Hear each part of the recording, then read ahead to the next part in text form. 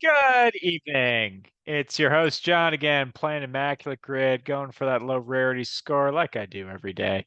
Had an all right game yesterday. Darren Erstead accounted for about 80% of my point total. Couldn't remember Alex Johnson had a 200 hit season in 1970. Won a batting title, eking it out over Carl Yastrzemski. So um, that was the big ticket towards getting really low rarity score yesterday. Had a pretty good game besides that. In other news, Brewers have a magic number of 3, so I'm pretty stoked there. They just won their ball game. Cubs are playing here in a little bit. So if they lose, then we're down to 2. And I live in Central Florida, so weighing if I really want to drive all the way down to Miami. Got some things keeping me over here, but maybe Saturday, Sunday I could drive down there and see the Brewers clinch. We'll see. We'll see. In the meantime, I am going to just get right into it. I'm going to start sharing, and we're going to play us some Immaculate Grid. Bam. Sharing. There we go. There's my rarity score 40, but Darren Hurst does 33 of that, so it's okay.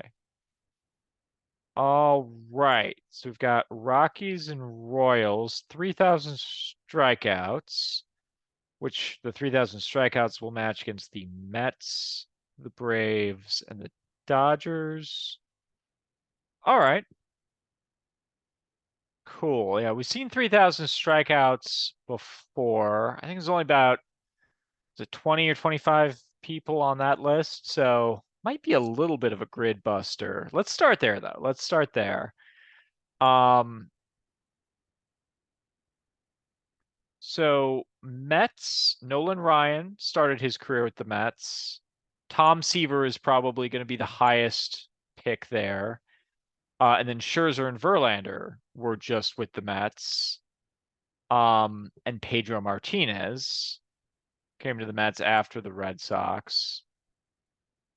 Um, I think it's everyone. I don't think Cone gets there. I think that might be everyone. Um, Braves. Okay, I think I got it for the Braves because this has come up on 300 wins before. I'm pretty sure this guy had 3,000 strikeouts. Um, the 3 big options for the Braves would be Greg Maddux, who also works for the Dodgers. Glavine doesn't get there, I'm pretty sure. Glavine didn't strike out that many people, but Smoltz did. Smoltz got to 3,000. And then Phil Niekro pitched forever and threw a knuckleball and definitely got, I think he was up or above, I think he was like 35 even, something like that. Phil Niekro's up there. But the guy I'm going to go with, and again, this has come up in the 300 win category, is Gaylord Perry. Ever so briefly played for the Braves. So I'm going to go with Gaylord Perry there because there's no way I mean, he's in and out of Atlanta. So I think that's got to be the best one there. 3%. All right. And then, yeah, Dodgers and Mets. Um, so Scherzer works for the Dodgers. Maddux works for the Dodgers. Um, Scherzer works for both. Pedro Martinez works for both. I've mentioned before on the show how Pedro was traded for Delino to Shields, who I've inserted in there. And then you got Don Sutton. Yeah, I'm pretty sure Don Sutton gets to 3,000. Um, Drysdale and Koufax didn't pitch long enough, and then both in the case of Greinke, who pitched a couple years in LA, and then also Clayton Kershaw, obviously a longtime Dodger. I think they are north of 2,900, but not at 3,000. I'm very sure on Greinke because I looked that up a little while ago. Greinke he's in like I think he's going to finish the season at like 2980 or something like that. So if he wants to kick around another year and go 1-15 again, he'll probably get to 3,000. Kershaw, he'll get there probably next season. I think he didn't. I don't think he got there. I would have heard about that if he'd gotten there. So I think they're both at between 29 and 3,000. So they don't work, which means that someone like Scherzer or Maddox would be a lot more popular. So here's my reasoning here, because I want to optimize the combination of these two. I think Pedro will be the best for the Mets and the best for the Dodgers.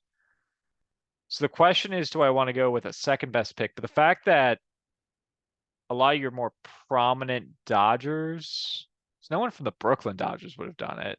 Like Walter Johnson was the all-time leader for a long time. I don't think anyone from the Brooklyn Dodgers would be in there. Yeah, so I think you're just dealing with some the names of the people I've listed. Maddox is and Scherzer are fairly recent. Um, and Maddox was like 15 years ago, but still, I think people will remember. It was twice. He was traded there twice. Yeah, I'm rationalizing here. I got to go Pedro for the Dodgers, and I think that would put me at Nolan Ryan for the Mets, because I don't think I want to go Scherzer or Verlander. They're too recent. Seaver's too obvious. Yeah, I think that's the combination I'm going to go with. Pedro starts his career, has a pretty good year in relief with the Dodgers before being traded for Delino DeShields. So he's still 15%, but there was only like 4 or 5 people there. So that's probably pretty good. Maybe I should have used him here. All right. Maybe Maddox and Pedro. Eh, no need to second guess now. I think with my remaining options, the best option is Nolan Ryan. Man, I think I botched that. I think I botched that. Oh well. Let's match some teams. Um, hmm, maybe Scherzer Verlander would have been better. We'll play on phone, or maybe I just forgot someone super obvious. I don't think David Cohn works though, so that would be one option. But yeah, maybe I could have mixed and matched these guys a little better. Perry was definitely the best for the Braves. All right. Um, let's see. Rockies and Braves. Andres Galarraga will work. Ron Gant will work. Ooh, how about hey, even better one? How about Walt Weiss? How many people will remember he was with both teams? Nagel will also work. Denny Nagel will work. I'm gonna go Walt Weiss. See how he does. Takes 4%. All right. Ron Gant comes in. He works for so many teams, and he comes in a lot lower than like some of the other people in sort of that genre of era and player and making their way around the league-ness. Um, and then for Atlanta and Kansas City, you got Lonnie Smith. That's a pretty good one. Playing the 80s with, I think, starting with St. Louis and then Kansas City, and then I think was on the Braves in those first couple pennant winning seasons. Um, Reggie Sanders will work. Go. Oh, here's a good one. I think I got two people who work that essentially they were a platoon at second base for the Braves, like post Mark Lemke, like in between Mark Lemke and like I think Brett Boone made an appearance in Atlanta, like in that in between zone. This is before Marcus Giles, but like right after Mark Lemke, there was a platoon of Tony Graffanino, who later played for the Royals, and Keith Locker, who I think started with the Royals and went to the Braves. So either one of those guys would work. I'm gonna go with Graffanino.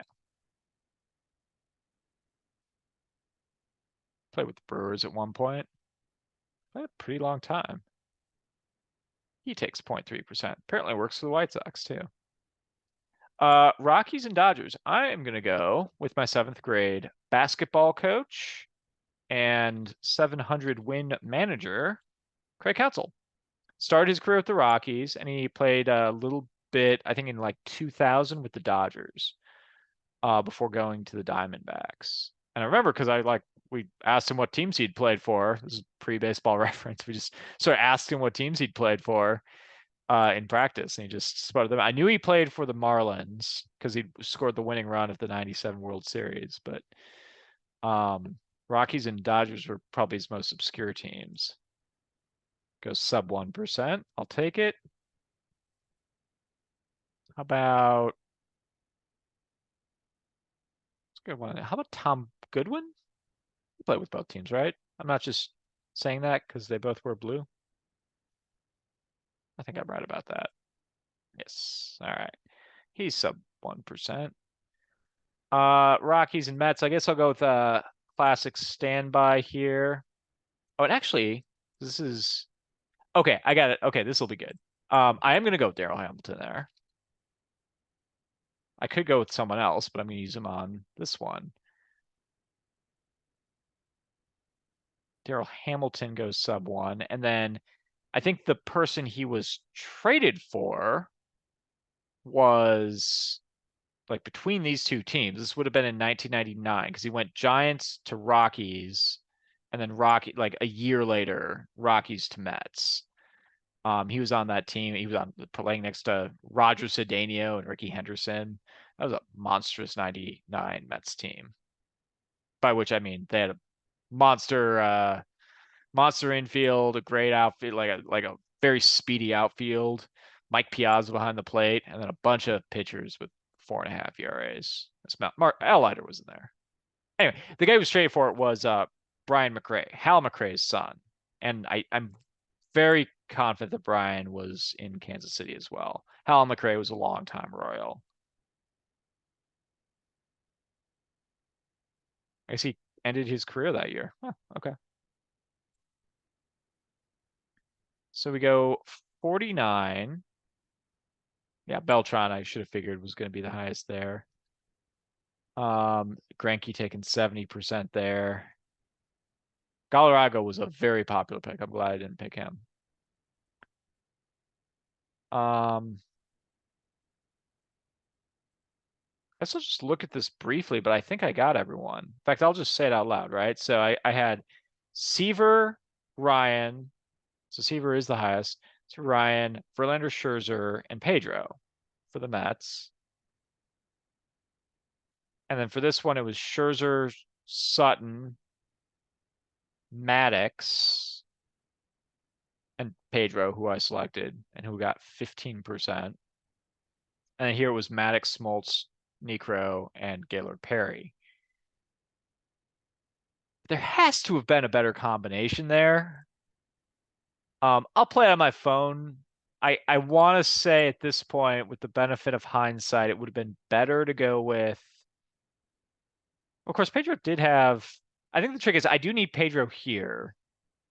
He probably is about the same percentage, but then I go with. Maybe I go with Maddox here, and he's better.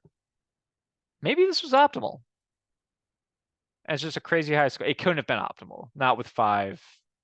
So, yeah, I think I'll just toy around with this because I'm legitimately curious how this is going. Look at that, 36% for Dodgers and Rockies. So feeling pretty good with my Craig Counsell pick. A lot of lower ones here, in the 50s, 36% there. All right, cool. Well, seems like a high score, but I mean these were grid busters. I don't think I went optimal. I think I don't really have a ton of time during the week to do these things, multiple of these things, but I think over the weekend I'll try to start over with grid 1 and I'll start posting them up to the point of where I'm at. At this point, any grids I played prior to when I started making these videos are old enough, so they should still be fun at this point.